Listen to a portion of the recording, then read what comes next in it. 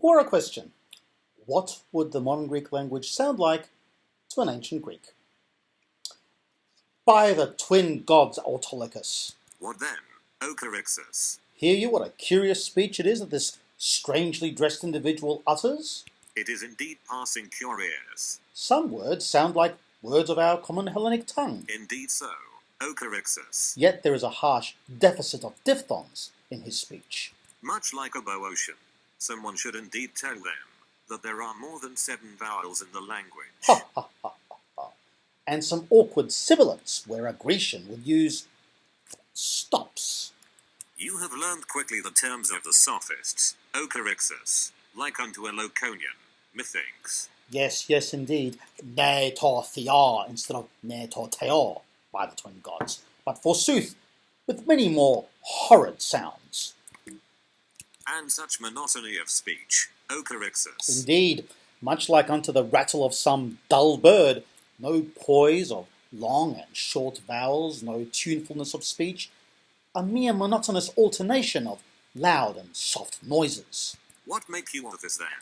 Were it not for the lack of long vowels, my good Autolycus, I would think this some peculiar Aeolism, some corrupt dialect of our storied tongue, like unto Nicholas's answer to, during antiquity, did anyone in Greece or Rome recognize similarities between Greek and Latin languages and hypothesize relationships between them?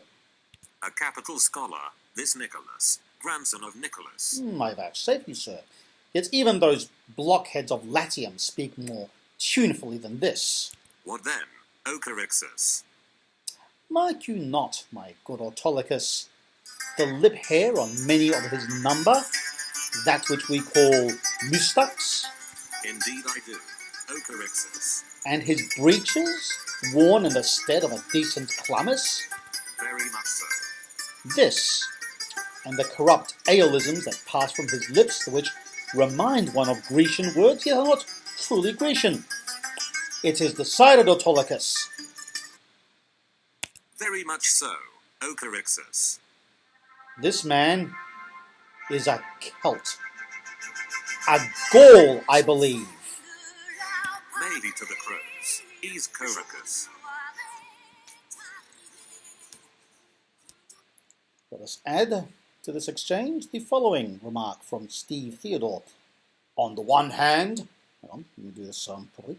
On the one hand, brilliantly thou speakest, on the other, meseems thine Hellenes abstain from balancing clauses, oimi. Well then. Good morrow, O Charaxus. What news bear you then from the fora? Hooray, main, my good Autolycus. Alas, day. Wherefore then this contradiction, O Charaxus? I would fain learn that. Our discourse on the peculiar Gaul, which we conducted the other day, was acclaimed for its brilliance, main. It was castigated for its inelegance, day. In what wise, though, was it found to be inelegant? Our discourse used many of the elegant particles of our storied Grecian tongue, main. It neglected, so it would seem, to use main and day, they. And know our readers at the fora, O Charaxus, that main in Greek means on the one hand, and day on the other hand? They may well not have before now, main.